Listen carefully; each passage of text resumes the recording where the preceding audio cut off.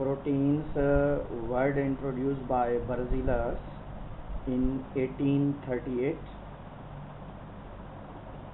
ऐं मुरडर 1883 में इन जी इम्पोर्टेंस खे रिकग्नाइज़ कयो ऐं ॿुधायो proteins are very important. Protein word जी ही प्रोटीन्स आहिनि जेके स्पेशली पाण खाईंदा आहियूं चणनि मां, बादाम मां, अखरोट मां या मच्छीअ मां, गोश्त मां, ब्रेड मां, चीज़ मां, इन्हनि मां जेके आहिनि ऑलमोस्ट असांखे प्रोटीन्स मिलंदा आहिनि। प्रोटीन जा एनिमल ऐं जेके आहिनि प्लांट सोर्सिस बि तव्हां ॾिसी सघो था। तव्हांखे मुख़्तलिफ़ जेके आहिनि प्रोटीन्स मुख़्तलिफ़ फॉर्म्स में या मुख़्तलिफ़ जॻहनि ते मिलनि था तव्हांखे। Protein name drive from the protein Baba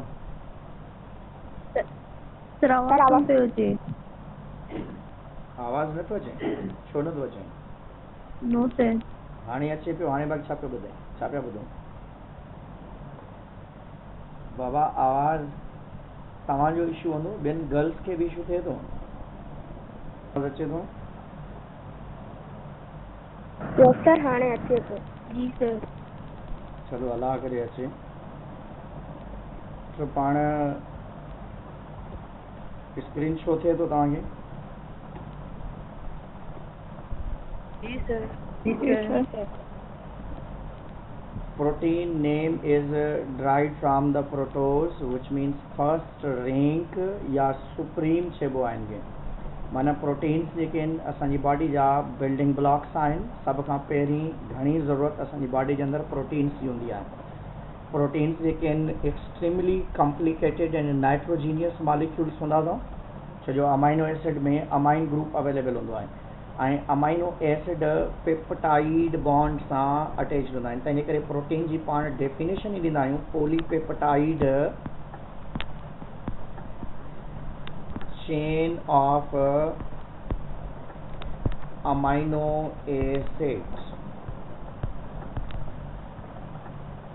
Polypeptide chain of amino acids, 20 amino acids which have been found to occur in all proteins।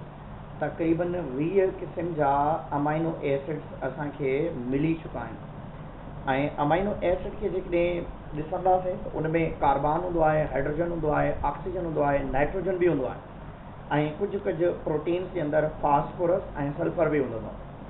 All proteins are composed of amino acids. The proteins strengthen the structure of cell खे ॾींदा आहिनि। The muscles of animals are made up of many proteins, especially of myosin and actin।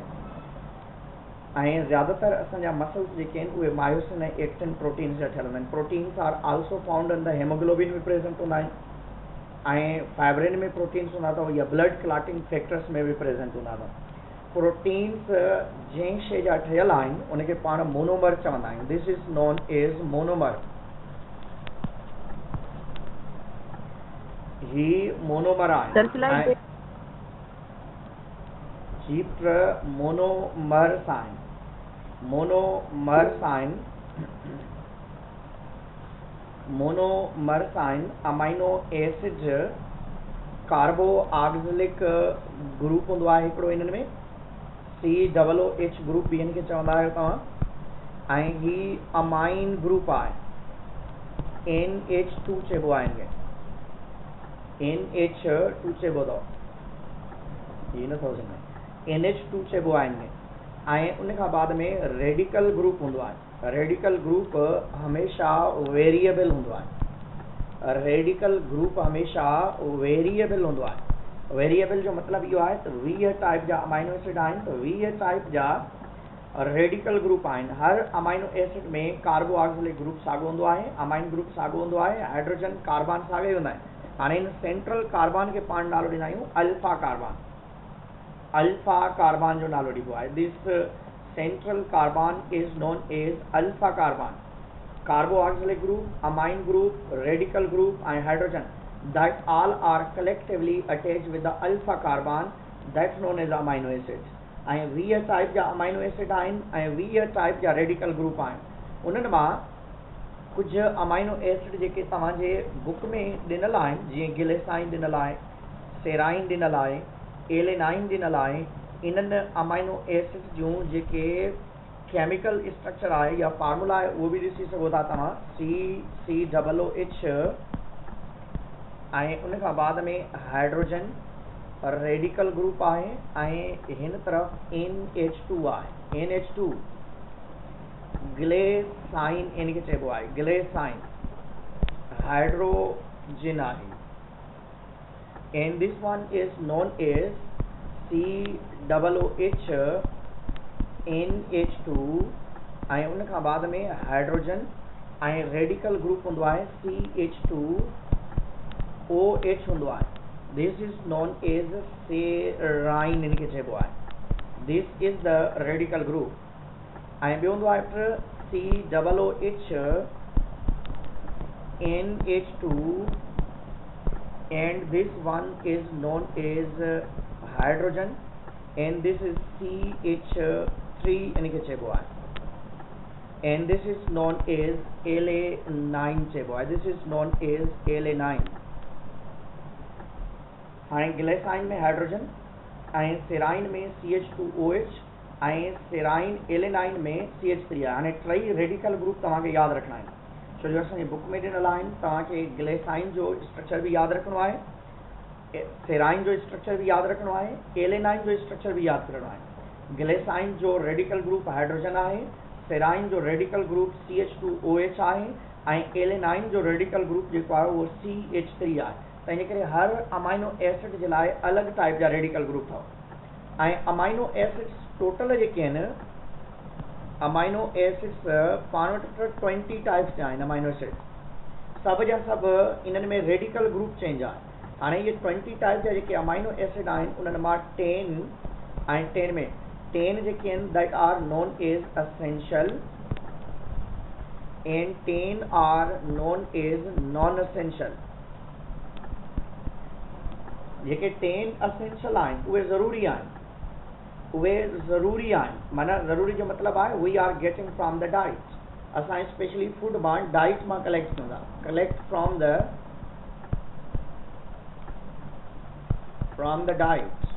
Diet मां पाण इन खे collect कंदा ऐं non essential जेके अमाइनो एसिड्स आहिनि इन्हनि खे पाण पंहिंजी बॉडी जे अंदरि ई सिंथेसाइज़ कंदा synthesize inside the body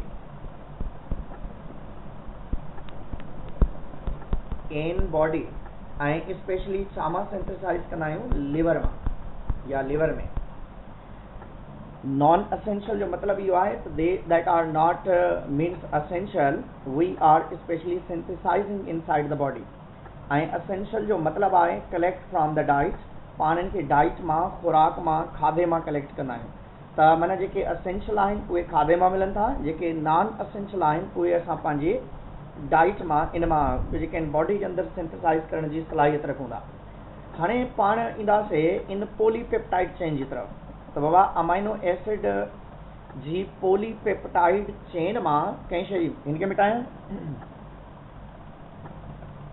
ji sir proteins चाहिनि प्रोटीन्स आर पॉलीपेप्टाइड चेन हूंदा आहिनि पहिरें ॾिसंदासीं त पेप्टाइड छा आहे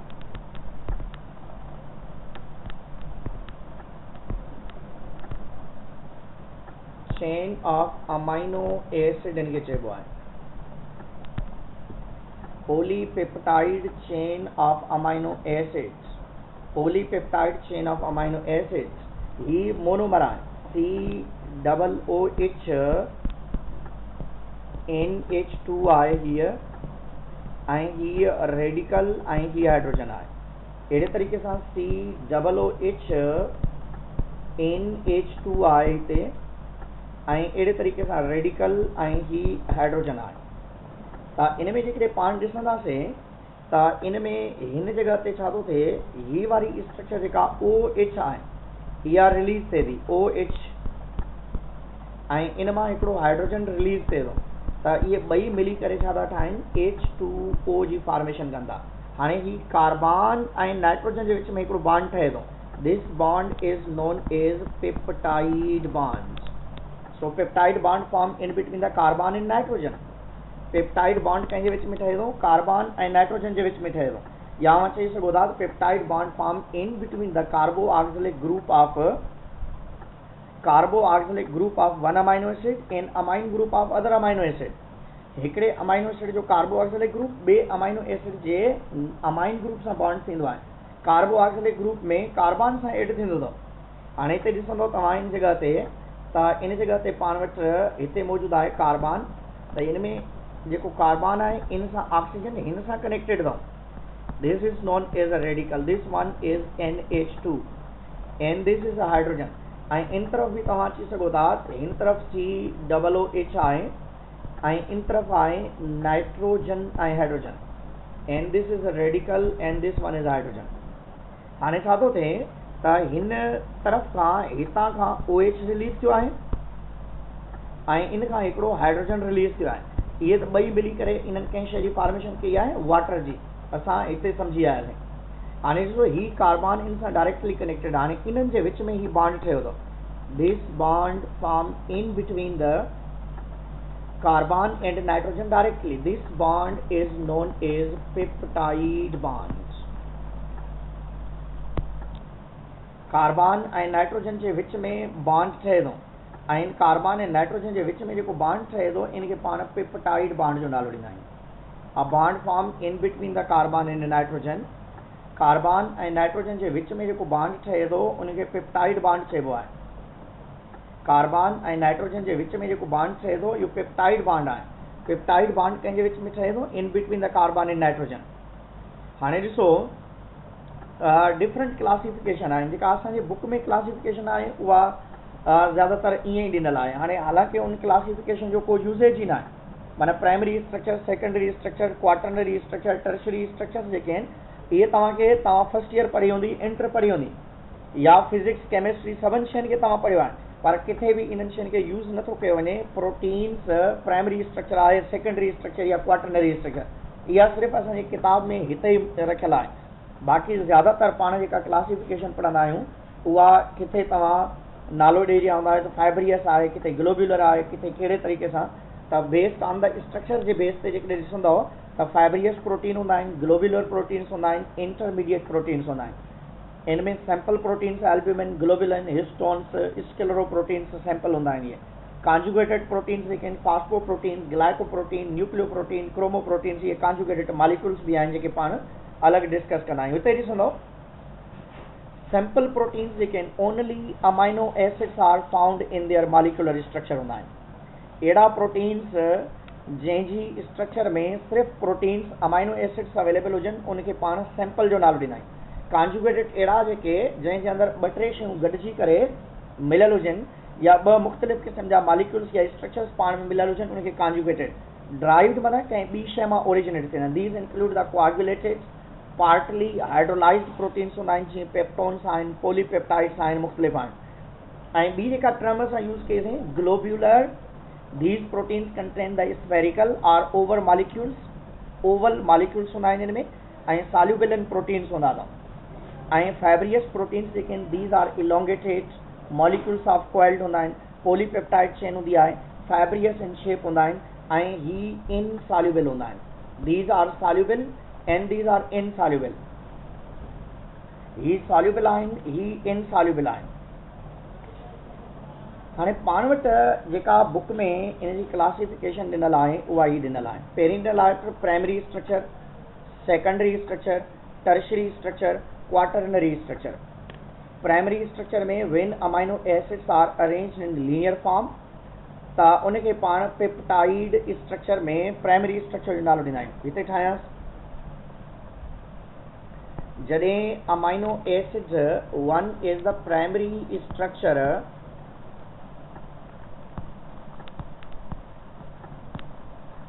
प्राइमरी स्ट्रक्चर में अमाइनो एसिड बिल्कुलु सीधा लॻल हूंदा आहिनि।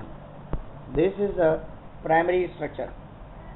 ऐं ॿी हूंदी आहे सेकेंडरी स्ट्रक्चर हूंदी आहे। This is a secondary structure.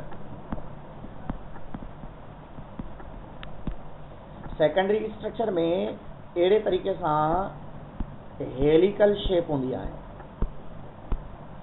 ऐं ॿी हूंदी आहे tertiary structure. The real structures are these three. जेका टर्शरी स्ट्रक्चर आहे उहा 3 डायमेंशनल हूंदी आहे, एक्स एक्सिस ते वाई एक्सिस ते इन में अरेंजमेंट हूंदी आहे। This is a 3 dimensional structure तव्हां चई सघो था। हाणे इन्हनि मां के बि 2, 4 या वधीक जेकॾहिं मिलंदा त उनखे पाण क्वाटरनरी स्ट्रक्चर चवंदासीं। क्वाटरनरी में इहे टर्शरी स्ट्रक्चर पाण में मिलियल हूंदा आहिनि। जॾहिं जाम सारियूं टर्शरी स्ट्रक्चर पाण में मिलनि त उनखे पाण क्वाटरनरी स्ट्रक्चर जो नालो ॾींदा आहियूं। हाणे पहिरियों ईंदो प्राइमरी स्ट्रक्चर में अमाइनो एसिड जेके आहिनि लीनियर अरेंज्ड हूंदा आहिनि। सेकेंडरी स्ट्रक्चर में स्पायरल कोइल्ड हूंदा आहिनि। टर्शरी स्ट्रक्चर में जेके आहिनि that are the super folded हूंदा आहिनि। 3 डायमेंशनल जेका स्ट्रक्चर हूंदी आहे। क्वाटरनरी स्ट्रक्चर जे अंदरि 2 और मोर पॉलीपेप्टाइड चेन्स जेके आहिनि उहे टर्शरी स्ट्रक्चर जा पाण में मिलियल हूंदा आहिनि। इनमें तव्हां वटि इंसुलिन एग्जाम्पल आहे, इनमें spider web and hairs available आहिनि ऐं इन जे अंदरि लाइसोसोमल एंजाइम्स एग्जाम्पल आहिनि। This one is the haemoglobin इन जो एग्जाम्पल आहे।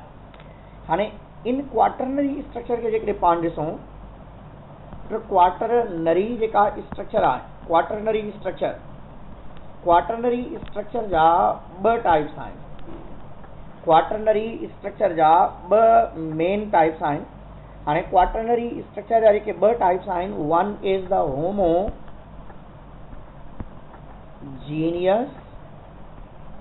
And other one is the heterogeneous. Homogeneous जो मतलब आहे जॾहिं सभु हिकु जहिड़ा हुजनि। होमोजीनियस जो मतलब आहे जॾहिं सभु हिकु जहिड़ा ई टर्शरी स्ट्रक्चर्स पाण में मिलियल हुजनि। All are similar tertiary structures.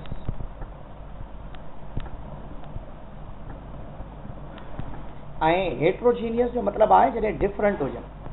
इनमें हिकिड़ी स्ट्रक्चर ही आहे त ॿी स्ट्रक्चर ही आहे त टीं स्ट्रक्चर ही आहे त चौथी स्ट्रक्चर ही आहे। माना तव्हां चई सघो था डिफरेंट टर्शरी स्ट्रक्चर्स हूंदा आहिनि। इनमें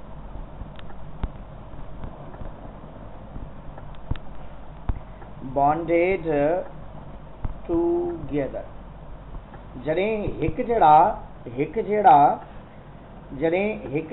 स्ट्रक्चर पाण में टर्शरी स्ट्रक्चर पाण में कोइलअप थियल हुजनि ऐं क्वाटरनरी स्ट्रक्चर ठाहिनि त उनखे होमोजीनियस क्वाटरनरी स्ट्रक्चर चइबो आहे।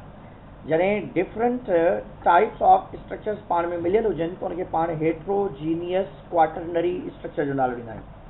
One is the homogeneous and other is the heterogeneous quaternary structures आहिनि। हाणे ही स्ट्रक्चर ॾिनल आहे। This is the primary structure U can see here. This one is the secondary structure. This is the tertiary. हाणे ही tertiary structures मिली करे छा ठाहियो अथनि क्वाटरनरी स्ट्रक्चर जी फॉर्मेशन थी आहे। This is known as amino acid. ही अमाइन ग्रुप आहे, ही रेडिकल ग्रुप आहे, ही अल्फा कार्बन आहे। This is known as a carboxylic group इनखे चइबो आहे। ऐं अहिड़े तरीक़े सां ही कंहिं शइ जी अवेलेबिलिटी आहे इन जी हाइड्रोजन आहे। This one is known as alpha carbon.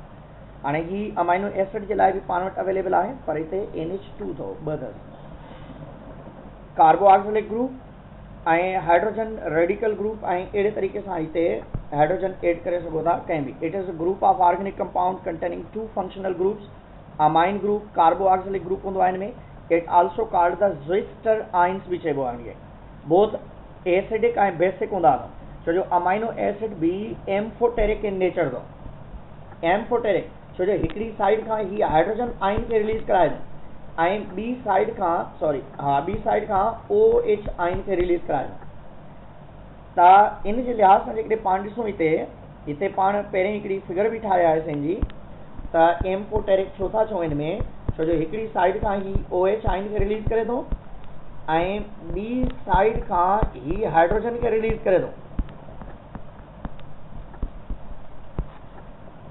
त OH आइन ऐं हाइड्रोजन आइन ॿिन्हिनि खे रिलीज़ करण जे करे पाण हिन खे चवंदा त this is amphoteric in nature. Amphoteric in nature आहिनि। Properties known as amphoteric are often called the ampholytes बि चइबो आहे हिनखे। Neither human nor any other higher animals can synthesize 10 of the 20 common amino acids that are known as essential. जेके essential amino acids आहिनि पाण उहे diet में खाधे मां वठंदा आहियूं ऐं 10 नॉन एसेंशियल अमाइनो एसिड जेका आहे असांजी बॉडी में लिवर सिंथेसाइज़ करे सघे थो। ऐं तव्हांखे ख़बर आहे अमाइनो एसिड जी जेका प्रोटीन्स जी जेका इम्पोर्टेंस आहे we know very well. Proteins जेकॾहिं पाण उन जी इकोनॉमिकल इम्पोर्टेंस ॾिसंदासीं, proteins form our muscles, our hairs and nails, hormones, peptide hormones, enzymes, ऐं उन खां बाद में प्रोटीन्स जेके आहिनि नॉर्मली असां जेको कलेक्ट थियूं था या असांखे जेको प्रोटीन ऐं हिकिड़ी ॿी शइ आहिनि त सेल मेम्ब्रेन में बि मौजूदु हूंदा अथव। सेल मेम्ब्रेन ऐं रिसेप्टर जे तौर ते अवेलेबल हूंदा आहिनि उते। मुख़्तलिफ़ जगहनि ते प्रोटीन्स जेके पाण खे रिक्वायर्ड आहिनि त इन करे proteins form the 50% of our dry weight also you can say. त माना नॉर्मली जेके प्रोटीन असांजी बॉडी जे अंदरि बॉडी जेका आहे उनजे अंदरि 60 to 70% वाटर हूंदो आहे ऐं उनखे जेके पाण पाणी खे रिमूव कयूं था, बाक़ी जेको ड्राई फॉर्म में मटीरियल बचे थो उनजो 50% मटीरियल जेको आहे उहो प्रोटीन हूंदो आहे। 50% मटीरियल उहो प्रोटीन हूंदो आहे। 50% मटीरियल जेको आहे dry weight, 50% dry weight protein हूंदो आहे। ड्राई वेट प्रोटीन हूंदो आहे। ड्राई वेट जेको आहे असां वटि प्रोटीन हूंदो आहे। 50% ऑफ अवर बॉडी वेट, 50% तक़रीबन जेको आहे असांजी बॉडी जो ड्राई वेट जेको आहे इन जी फॉर्म में अवेलेबल हूंदो आहे। हाणे हिकिड़ी ॿी शइ आहिनि त प्रोटीन्स जेके आहिनि पाण वटि more than 10,000 different type of proteins अथव।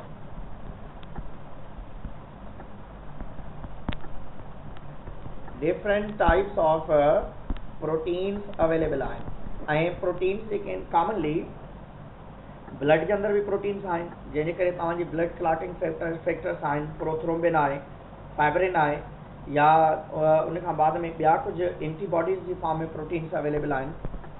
थ्रोम्बिन आहे,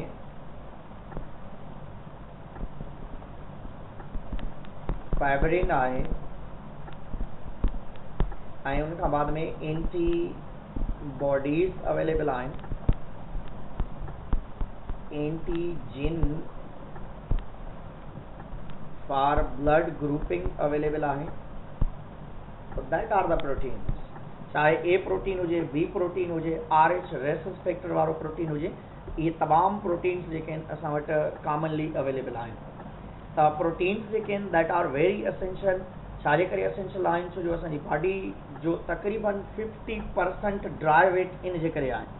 पोइ तव्हांजा मसल्स हुजनि, हेयर्स हुजनि, नेल्स हुजनि, चाहे का बि शइ हुजे त उहे इन्हनि शयुनि मां असांखे जेके आहिनि अवेलेबल आहिनि। हाणे पाण ईंदासीं नेक्स्ट कार्बोहाइड्रेट ते। Carbohydrate, carbon hydrated means water.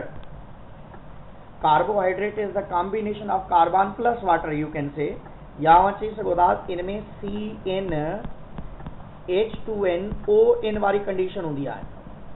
माना जेतिरा कार्बन हूंदा एतिरा ई ऑक्सीजन हूंदा। Carbohydrates are important source of energy, they are organic compounds. 3 different elements इनमें ज़रूर हूंदा आहिनि। कार्बन हूंदो आहे, हाइड्रोजन हूंदो आहे, ऑक्सीजन हूंदो आहे। पर हिकिड़ी शइ यादि रखंदो त कार्बन ऐं ऑक्सीजन नॉर्मली इक्वल हूंदा आहिनि ऐं हाइड्रोजन जी क्वांटिटी डबल हूंदी आहे। Hydrogen oxygen R present N2:1 हूंदा आहिनि।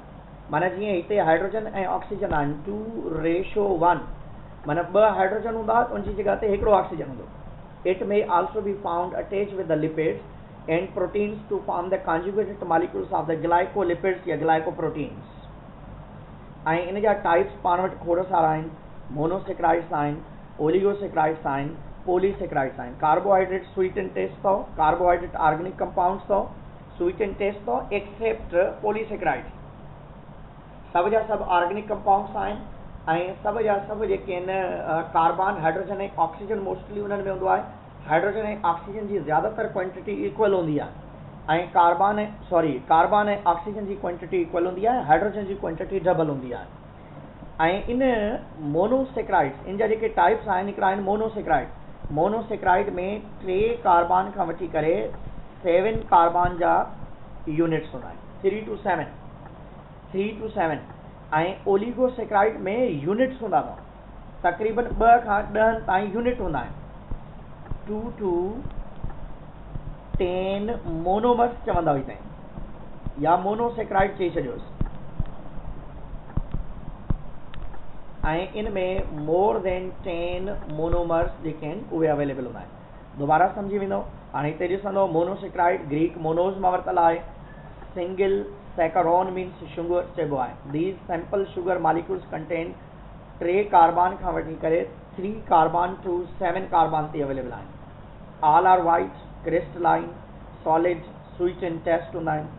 They are easily soluble in water हूंदा आहिनि। Monosaccharides are the main fuel that the cell burn to supply the energy for its various activities आहे। Fructose आहे, glucose आहे, galactose आहे are the main simple sugar या monosaccharide.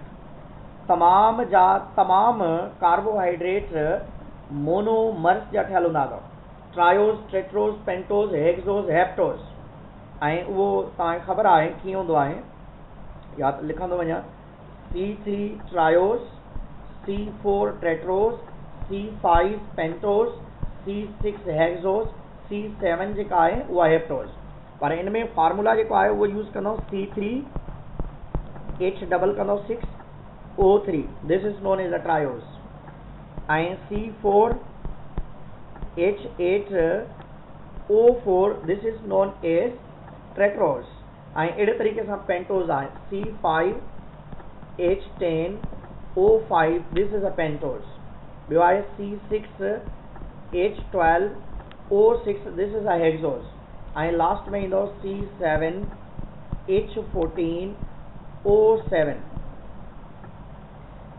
C3 C4 C माना इहे जेके आहिनि कॉमनली इहे ई मोनोमर्स आहिनि। These all are the monomers. तमामु मोनोमर्स जॾहिं पाण में मिलंदा आहिनि इन्हनि मां के बि 2 मिलनि डायोड्स, के 2 खां वधीक जेकॾहिं मिलनि 10 ताईं उन्हनि जे लाइ पाण डेक्स्ट्रिन जो बि वर्ड यूज़ कंदा आहियूं।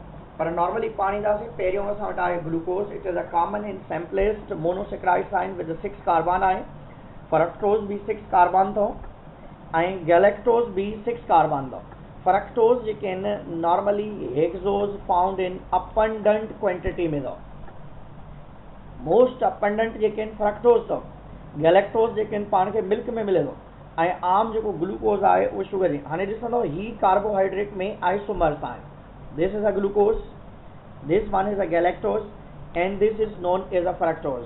हिते OH हिते डबल बॉन्ड इन्हनि जो फ़र्क़ु अथव। हीउ ॾिसो डिफरेंस इज़ दिस वन।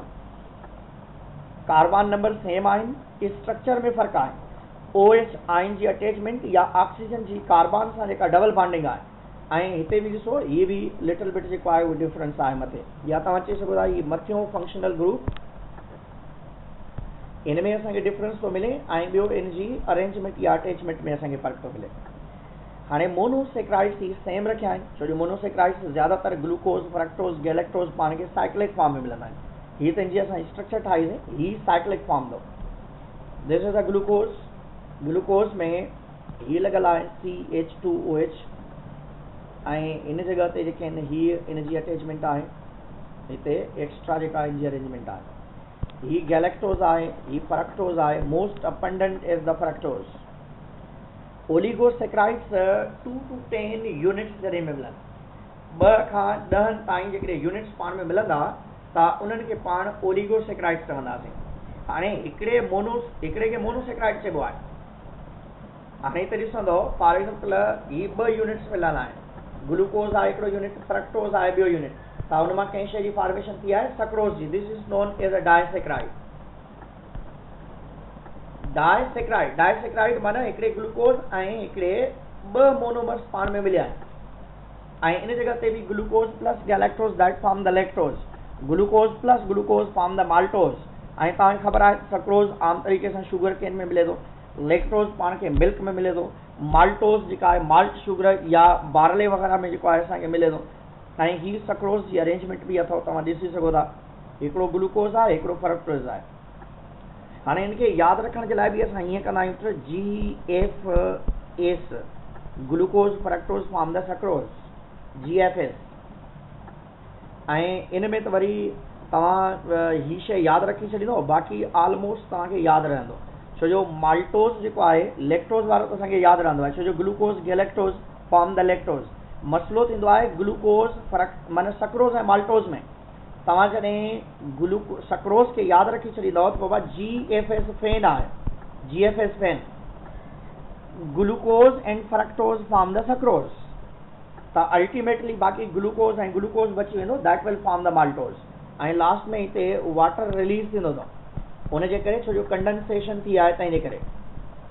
छो जो जॾहिं ॿ मोनोमर्स पाण में मिलंदा त उन दौरान हिन जॻह ते वाटर जी फॉर्मेशन बि थींदी, H2O जी फॉर्मेशन भी कॉमनली थिए थी। त जॾहिं ॿ मोनोमर्स पाण में मिलनि था त उन मां वाटर रिलीज थिए थो, दिस इज़ अ ग्लूकोज। ऐं मोनोमर्स मोनोसेक्राइड्स ऐं डायसेक्राइड्स या ओलिगोसेक्राइड्स जेके आहिनि उन्हनि ॿिन्हिनि जे लाइ पाण चवंदा आहियूं that are sweet in taste. हाणे जेकॾहिं ओलिगोसेक्राइड में 2 यूनिट पाण में मिलंदा त उनखे पाण डायसेक्राइड चवंदासीं। जेकॾहिं 2 खां वधीक यूनिट मिलनि था त उनजे लाइ वर्ड यूज़ कंदा आहियूं dextrin. Dextrin means 3 to 10 units या मोनोसेक्राइड्स।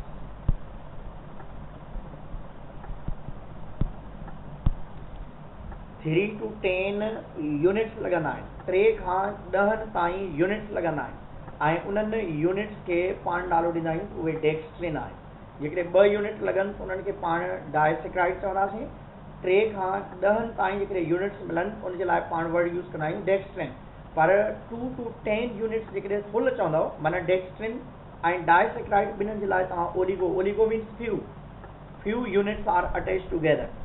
हाणे पॉलीसेक्राइड्स जेकॾहिं पाण ॾिसूं त पॉलीसेक्राइड जेके आहिनि टेस्ट लेस हूंदा आहिनि, इनसॉल्युबल इन वाटर हूंदा आहिनि, पर वाटर लविंग ज़रूरु आहिनि, हाइड्रोफिलिक ज़रूरु हूंदा आहिनि इहे। ऐं इन्हनि स्ट्रक्चर्स खे जेकॾहिं तव्हां ॾिसंदासीं त हीअ जेके आहिनि more than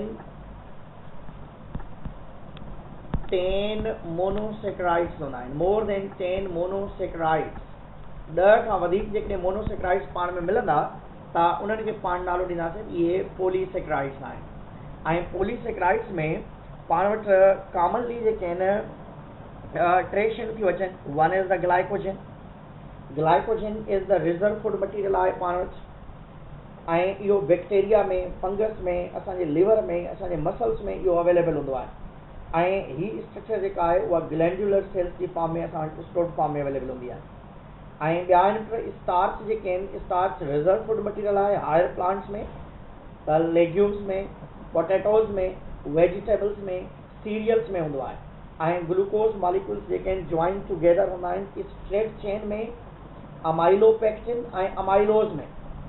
straight chain is amylose ऐं जेका ब्रांच चेन हूंदी आहे उनखे अमाइलोपेक्टिन चइबो आहे।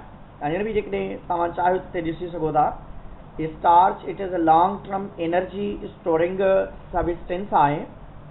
ऐं स्टार्च जे जेकॾहिं तव्हां ॾिसंदव त इन में 2 चेन आहिनि, one is the amylose straight chain हूंदी आहे इनमें, ऐं ॿी हूंदी आहे amylopectin that is branched chain. हिन जूं फिगर बि आहिनि, मां ॾेखारियो हूंदो। ऐं cellulose starch reserve food material आहे। नॉर्मली प्लांट्स जो ऑटोट्रॉफिक ऑर्गेनिजम्स जेके आहिनि उन्हनि में ज़्यादातर स्टार्च हूंदो आहे। सेल्यूलोज प्लांट जी सेल वॉल में मौजूदु आहे ऐं प्लांट जी सेल वॉल में क्रिस क्रॉस अरेंजमेंट ठाहे थो ईअं अहिड़े तरीक़े सां। क्रिस इनखे पाण चवंदा आहियूं क्रिस क्रॉस अरेंजमेंट आहे। This is known as criss cross arrangement आहे। स्टार्च जेका आहे एनर्जी स्टोरिंग मॉलिक्यूल्स आहिनि। सेल्यूलोज जेके आहिनि सेल वॉल ठाहिनि था ऐं एनिमल्स में ह्यूमन के not digest it. Cellulose human के नॉट डाइजेस्ट इट ऐं सभ खां वधीक क्वांटिटी सेल्यूलोज जी अवेलेबल अथव पॉलीसेक्राइड्स जे अंदरि। नेचुरली अबंडेंट जेके आहिनि पॉलीसेक्राइड्स अथव। ऐं ग्लाइकोजन जेको आहे that is the reserve food material of human, animal या बैक्टीरिया में, फंगस में या ॿिनि जानदारनि जे अंदरि अवेलेबल आहे। हाणे ग्लाइकोजन के एनिमल स्टार्च भी चइबो आहे, छो जो एनिमल्स जे अंदर उहो ई साॻियो कमु आहे जेको स्टार्च जो आहे, छो जो स्टार्च प्लांट जे अंदर पाई थी वञे ऐं प्लांट जे अंदर जेके ज़्यादातर उनजे ल्यूकोप्लास्ट जे अंदर स्टोर थिए थी या प्लांट जे रूट्स जे अंदर स्टोर थिए थी या स्पेसिफिकली प्लांट जा कुछ पार्ट्स हूंदा आहिनि जंहिंमें गोल्जी बॉडीज़ जेके आहिनि उहे इन्वॉल्व हूंदा आहिनि। ल्यूकोप्लास्ट ऐं गोल्जी बॉडीज़ जेके आहिनि प्लांट में इन्वॉल्व हूंदा आहिनि स्टार्च खे स्टोर करण जे लाइ ऐं सेल वॉल ठहण जे लाइ सेल्यूलोज। ऐं जॾहिं त एनिमल्स में असां वटि जेके आहिनि स्पेशली एडिपोज टिश्यूज़ हूंदा आहिनि स्किन जे हेठां ऐं लिवर हूंदो आहे ऐं उन खां बाद में तव्हां असांजा जेके आहिनि मसल्स हूंदा आहिनि that are responsible for the glycogen. ऐं हीअ ॾिसो ओलिगोसेक्राइड्स में असां वटि कुझु स्ट्रक्चर्स अवेलेबल आहिनि, माना हीअ असां वटि हीअ त ओलिगोसेक्राइड्स आहिनि, हीअ डायसेक्राइड्स आहिनि ऐं उन खां बाद में हीअ जेके आहिनि तव्हां वटि मुख़्तलिफ़ क़िस्म जा जेके आहिनि डेक्स्ट्रिन्स अवेलेबल आहिनि ऐं हीअ ॾिसंदो हीअ पॉलीसेक्राइड्स अथव, हिकिड़ा आहिनि अमाइलोज चेन आहे, this is the amylose straight chain, this is known as amylopectin, पर इन में फ्यू यूनिट्स ॾेखारियल अथव, सभु न आहिनि ॾेखारियल, ईअं न चओ त सभु यूनिट्स आहिनि, these are the few units आहिनि, हिन में बि फ्यू यूनिट्स ॾेखारियल आहिनि, पर तव्हां इन मां अंदाज़ो लॻाए सघो था this is amylose chain, this is a straight and this one is amylopectin. हाणे हिकिड़ी शइ यादि रखंदो, ही ॿई जेके आहिनि कंहिंजे अंदरि अवेलेबल हूंदियूं आहिनि स्टार्च ऐं ग्लाइकोजन में, स्टार्च ऐं ग्लाइकोजन में, ऐं ही जेका चेन हूंदी आहे उहा स्पेशली कंहिं में हूंदी आहे सेल्यूलोज जे अंदरि, त इन करे सेल्यूलोज में सिंगल स्ट्रेट चेन अवेलेबल हूंदी आहे ऐं जॾहिं त स्टार्च ऐं ग्लाइकोजन जे अंदरि ॿ चेन्स हूंदियूं आहिनि। कहिड़ी चेन हूंदी आहे, हिकिड़ी स्ट्रेट चेन हूंदी आहे अमाइलोज ऐं ॿी ब्रांच चेन हूंदी आहे जंहिंखे पाण अमाइलोपेक्टिन जो बि नालो ॾींदा आहियूं। अमाइलोज ऐं अमाइलोपेक्टिन ॿ चेन्स अवेलेबल हूंदियूं आहिनि, अमाइलोज जेका आहे स्ट्रेट चेन आहे ऐं अमाइलोपेक्टिन जेका आहे उहा ब्रांच चेन हूंदी आहे। ऐं हिकिड़ी ॿी शइ यादि रखंदो, पॉलीसेक्राइड्स जेके आहिनि इनसॉल्युबल इन वाटर आहिनि, पॉलीसेक्राइड्स जेके आहिनि उहे पाणी जे अंदरि आसानी सां डेसोसिएट न थींदा आहिनि ऐं पॉलीसेक्राइड्स जेके आहिनि स्पेशली वाटर जे लिहाज़ सां ज़रूरु जेके आहिनि हाइड्रोफिलिक इन नेचर अथव ऐं कार्बोहाइड्रेट जेके आहिनि उहे स्पेशली असांखे इन्हनि प्लांट्स मां इन्हनि शयुनि मां असांखे स्पेशली मिलंदा। हाणे अॻिते ईंदो त तक़रीबन 20 डिफरेंट टाइप ऑफ स्पीशीज़ आहिनि जिन्हनि खे पाण एज़ ए फूड मटीरियल में यूज़ कंदा या जिन्हनि मां असांखे जेको आहे खुराक मिले थी, खाधो मिले थो, ऐं 12 स्पीशीज़ ऑफ प्लांट्स आहिनि जिन्हनि खे पाण एज़ ए फूड सोर्स या ब्रेड बास्केट जे तौर ते या खाधे जे तौर ते यूज़ कंदा। सीड जी तव्हांखे ख़बर आहे, सीड में पाण खे 3 पार्ट्स मिलंदा आहिनि। आवाज़ कोन पियो अचे, हाणे अचे थो। सीड जा 3 पार्ट्स, दिस इज़ सीड, ही आहे सीड कोट ऐं हिते हूंदो आहे एम्ब्रियो ऐं बाक़ी जेको रिमेनिंग पोर्शन आहे that is endosperm. Seed coat, embryo ऐं एंडोस्पर्म्स अवेलेबल आहिनि ऐं starch storage form of carbohydrates of plant में सीरियल्स में मिलंदो आहे, एंडोस्पर्म में मिलंदो आहे, वीट में मिलंदो आहे, कार्ड में मिलंदो आहे, रूट्स एंड ट्यूबर में मिलंदो अथव, कैसावा पोटेटोज़ में मिलंदो आहे असांखे। स्टार्चिस जेके आहिनि ability to absorb the water आहे हिननि में। Uncooked stages insoluble in cold water हूंदा अथव, टेम्पररी सस्पेंशन थी वेंदी आहे हुनजी, पॉलीमर्स टू लार्ज हूंदा आहिनि हुनजा, does not change in boiling point और freezing point of liquid, reversible हूंदा अथव, रिवर्सेबल हूंदा अथव। ही सेगमेंट्स तव्हांखे दोबारा हिते ॾेखारिया। अमाइलोज जेका आहे उहा स्ट्रेट चेन आहे ऐं अमाइलोपेक्टिन वारी जेका चेन आहे तव्हांखे ब्रांच ते मिले थी। इहा कंहिं में हूंदी आहे, स्टार्च में ऐं ग्लाइकोजन में, छो जो ग्लाइकोजन खे एनिमल स्टार्च बि चइबो आहे। हू एनिमल जे अंदरि स्टार्च वारी कारी आहे, को बि फ़र्क़ु न आहे, स्टार्च ऐं ग्लाइकोजन में को बि फ़र्क़ु न आहे, पर फ़र्क़ु इहो आहे त ग्लाइकोजन जेका आहे उहा एनिमल्स में पाई वेंदी आहे ऐं एनिमल्स जे मुख़्तलिफ़ जॻहनि ते स्टोर थिए थी ऐं स्टार्च जेका आहे प्लांट जे अंदरि पाई वेंदी आहे ऐं प्लांट जे डिफरेंट पार्ट्स में, अंडरग्राउंड पार्ट्स में, रूट्स जे अंदरि या डिफरेंट पार्ट्स में स्टोर थींदी आहे। ऐं ही सेल्यूलोज अथव, सेल्यूलोज जा फाइबर्स अथव, छो जो ही फाइबरियस स्ट्रक्चर आहे। सेल्यूलोज जेका आहे प्लांट जे सेल वॉल में मौजूदु हूंदी अथव ऐं उन में स्ट्रेट चेन हूंदी आहे, तंहिंजे करे उहा फाइबरियस आहे। स्ट्रेट चेन हूंदी आहे तंहिंजे करे फाइब्रियस आहे। सेलुलोज जा मॉलिक्यूल्स प्लांट जी सेल वॉल में आहिनि। ह्यूमन के not digest it, keep in mind, human के नॉट डाइजेस्ट इट। ऐं दुनिया में सभ खां घणी तादाद पॉलीसेक्राइड जी असां वटि सेल्यूलोज जी आहे। मोनोसेक्राइड्स में पाण वटि स्पेशली फ्रक्टोज जी आहे। सेल्यूलोज फाइबर्स ही भी अवेलेबल अथव, you can see here. Cell wall में ही क्रिस क्रॉस अरेंजमेंट अथव, इन खे पाण क्रिस क्रॉस अरेंजमेंट जो नालो ॾींदा आहियूं। क्रिस क्रॉस अरेंजमेंट ही आहे। ऐं अहिड़े तरीक़े सां फंक्शन ऑफ कार्बोहाइड्रेट्स जेकॾहिं ॾिसंदव, these are main sources of energy. The cellulose form of carbohydrate आहिनि, make the structural framework in the plants कनि था। The glycogen is stored form of carbohydrate which can be converted into energy. They also form the complex conjugated molecule बि ठाहींदा आहिनि। ऐं तव्हांखे ख़बर आहे त carbohydrate direct source of energy आहिनि। कार्बोहाइड्रेट स्वीट एंड टेस्ट हूंदा आहिनि।